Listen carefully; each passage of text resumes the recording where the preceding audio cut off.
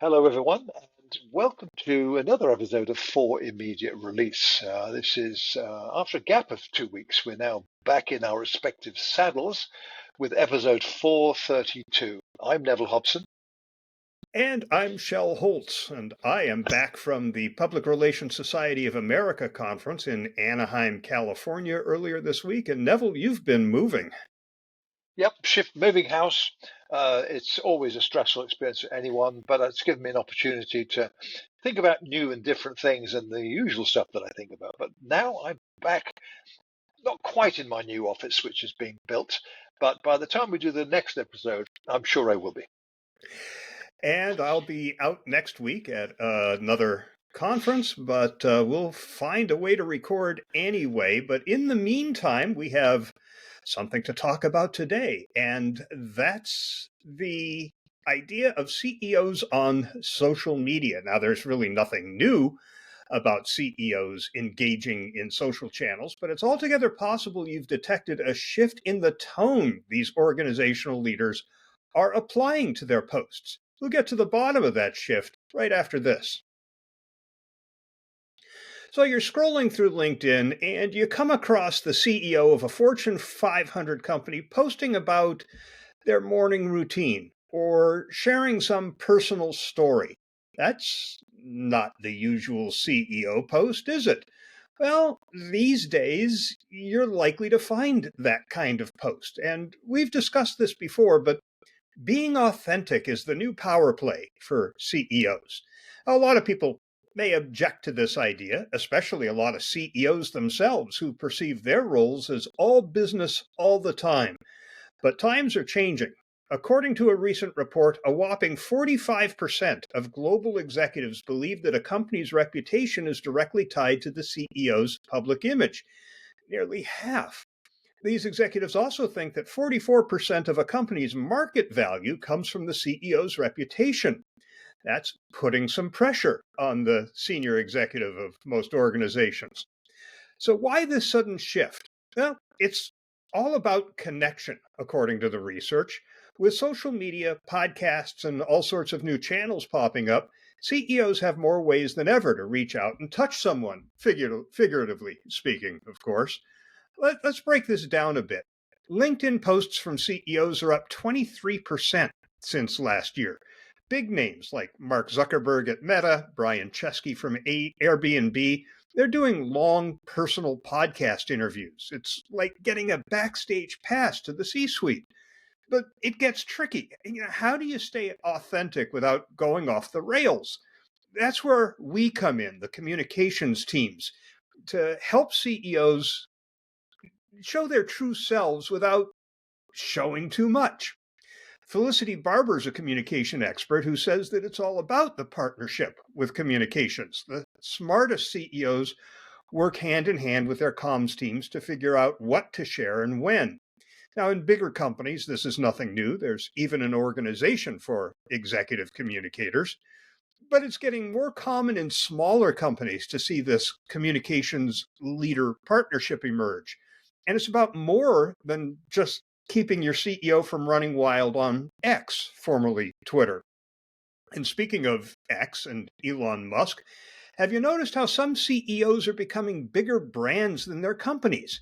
Andrew Jung, a tech founder, pointed out that we used to think of big brands like Coca-Cola or Disney, but now we're thinking about Elon Musk or Richard Branson and Jeff Bezos. The person is becoming the brand. It's almost a return to that celebrity CEO era of, what was that, 15, 20 years ago? The CEO of GE was Jack Welch, and everybody knew about him. They thought about him before they even thought about GE. But this is not about posting cute dog photos or sharing what you had for breakfast. CEOs are under pressure to speak up about big issues. Unfortunately, most of them don't feel ready for that. A study found that 66% of business leaders feel like they're walking into a minefield when it comes to talking about societal issues. And 75% of professionals expect them to take that stand anyway. And it gets worse for anybody except a white male. For female CEOs and leaders from underrepresented communities, the stakes are higher. They have to be extra careful about what they share. It's like they're playing a game on hard mode while everybody else is playing on easy. So, what's the takeaway for all us communication professionals? It's time to help our CEOs find their authentic voice. It's a balancing act. You want them to be real, but not too real. Share, don't overshare. Speak up, but don't put your foot in your mouth. It's about building trust. People want to connect with people, not faceless corporations. And we know this is especially true as we look at the values of Gen Z. So help your CEO show their human side, maybe leave out the embarrassing karaoke videos from the last company party. Yeah, interesting metrics in that report you referenced there, Phil. But I mean, in my mind, I was thinking, we've got all this data that shows trends, it shows behavioral aspects, it shows what others expect, etc. And yet none of this is new. You mentioned that at the beginning. We have talked about this quite a few times. I'm reminded of something I worked on last year, actually, with a client, which was helping a senior executive at this company build a strong presence on LinkedIn that was able to showcase and demonstrate by this individual's actions thought leadership on the one hand, but just a general sense of knowledge sharing about the topics that were important to that individual in a way that was not scripted or forced from a PR point of view. It required the individual to have a natural ability to be able to do this, and that made everything flow forwards from that. So one of the risks, I think, one of the issues facing communicators is working with someone in a senior role who simply is not very good at this form of authentic communication. You could argue then, as I have heard people say this, well, that person then shouldn't be doing that job in that case because a key part of the job is communication. True. Yet there are many, many, you probably can't count them all, there are so many who are in senior roles over time and they're just not very good at this kind of thing. And then if you try and force that, your authenticity just doesn't resonate at all. But that's the landscape. We've got to deal with it and got to find other ways then to help those senior leaders shine in this environment today. But I'm also reminded, or it really comes to mind readily, of some people I do observe on LinkedIn and how outstanding they are at this role. I'm thinking of two individuals, one who's a senior executive at Volkswagen, the automaker in Germany. The other is, coincidentally, the CEO of Ford Motor Company, whose name escapes me offhand. But he, I read a post by him the other day, and I got excited about the topic he was talking about because you could see the genuine excitement coming across. It was about, I think, the Ford Ranger, one of Ford's products.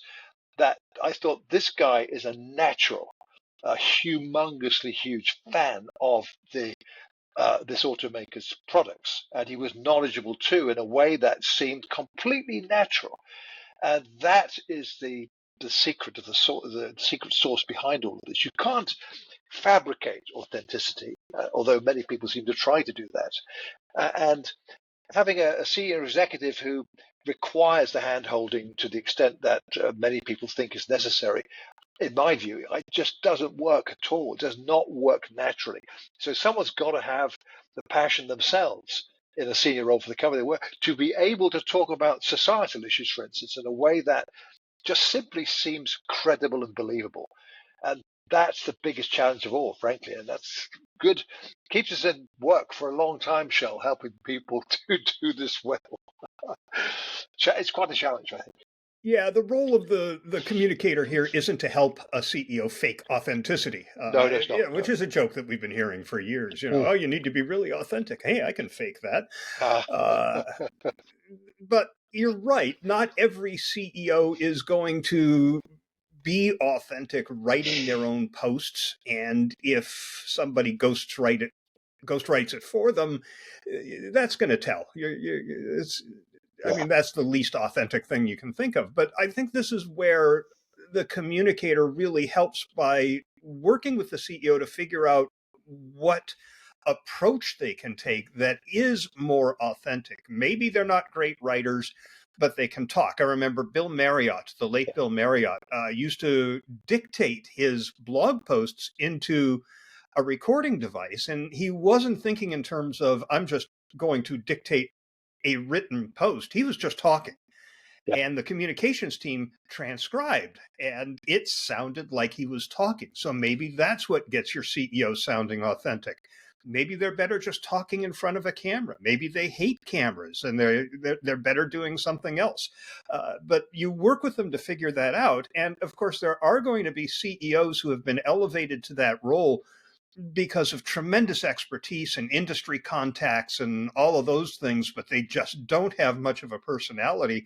A lot of organizations, that CEO will delegate the lead spokesperson role to, say, the senior executive VP, the number two person in the company. Might be the chief operating officer or a senior executive VP or something like that. But somebody who's more gregarious and outgoing becomes the public face of the organization, while the CEO is in the background doing deals and not being visible. So there are ways that you can work around these things, but ultimately, that person who is the face of the company for the senior leadership, that authenticity and that willingness to be vulnerable is increasingly important. And I think that's where communicators can really help, because I think these people are used to being all business. You know who's been doing this well for years is Richard Edelman. I think even before the research showed that this was the way to go. If you read his post, it was about his daughter's graduation, and I mean, along with all the business things that he talked about, he was just as comfortable talking about what was going on in his life. Yeah. And I know employees really appreciate that, and it humanizes him. And I think that leads people to be more interested in his organization. He's also been very open about talking about issues, which you would think, given that it's his company that does the trust barometer, that has told us that people are interested in hearing from leaders about issues. So, Yeah. when it comes to that, talking about public issues, again, we can help. We don't have to wade into the culture wars. It can be very helpful for communications to help narrow the scope of the issues to those things where the company has an interest, or where we know that employees and other stakeholders have an intense need to hear from the leadership of the organization about this particular topic. Yeah. I think it's a difficult situation in many organizations, I think, that in a sense of letting go, and that's from a marketer's point of view, or even the PR folks who want to keep control to enable that senior executive to come across well, so they can measure it and produce the reports and all that. I think that's folly to take that approach. You made a good point, I think, where our job as communicators is to find ways that we can bring to bear that would help a senior executive shine, let's say, to be able to articulate an opinion or a thought on a particular topic that is either a natural kind of topic for a CEO of that type of organization to be talking publicly about, or even to do such as the CEO of Ford Motor Company talk in extremely passionate terms about one of his company's products in a way that you just know this is not a PR or marketing pitch. This is him naturally enthusing about something. Not everyone's like that. So in reality, I think most organizations have people who are not like that. They're not celebrity CEOs, nothing like that at all. So they need more help, if you like. But there's also the realization, I think, that which I think you've really addressed, that if a senior executive is simply not right to do this, then don't force it. Find some other way. Yeah. And you may not be able to find another way that is on social networking, as the subject of this topic really is about. There has to be another way to do this, and that's the biggest challenge of all, I suspect. Yeah, and I think you need to be creative as you're exploring those ways. I remember I was at a conference, I think this was a Reagan conference years and years ago, and they had a keynote speaker, well known, name you would recognize. And they found out after they had hired this person to be the keynoter that they were a terrible speaker. Great writer, well known for their byline. Column was hugely read, very influential, but up in front of an audience at a lectern and a microphone, terrible. So what do we do? What do we do? Well, what they did was they put two chairs on the stage, and they had this person sit in one of the chairs, and they had another person sit in the other chair and interview that keynoter. I saw the same thing at the PRSA conference. They had Melissa Etheridge, the singer, was one of the keynoters, and she was interviewed by one of the PRSA luminaries.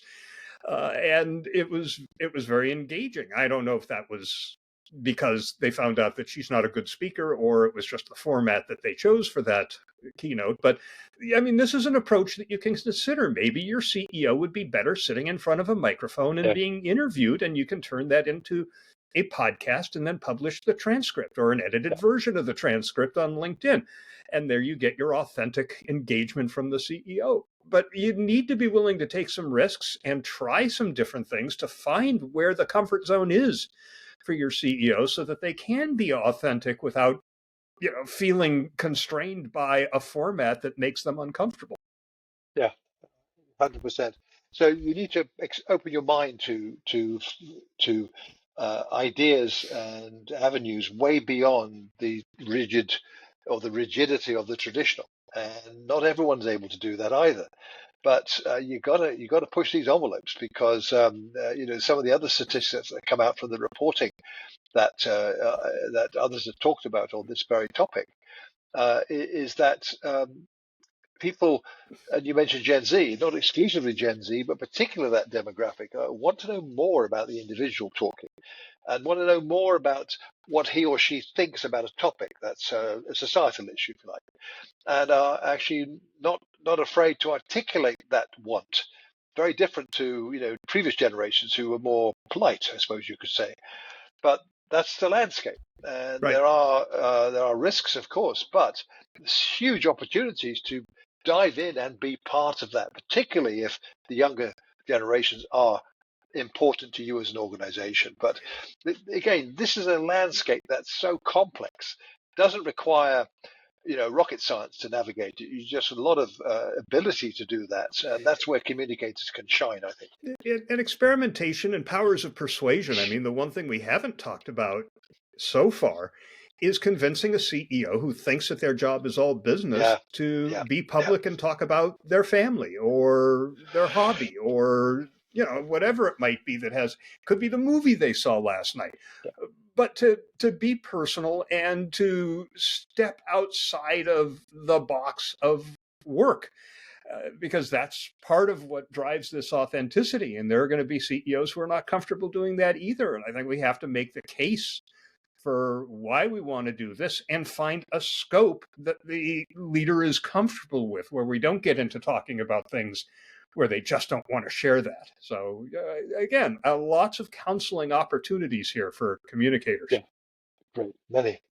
And that'll be a 30 for this episode of For Immediate Release.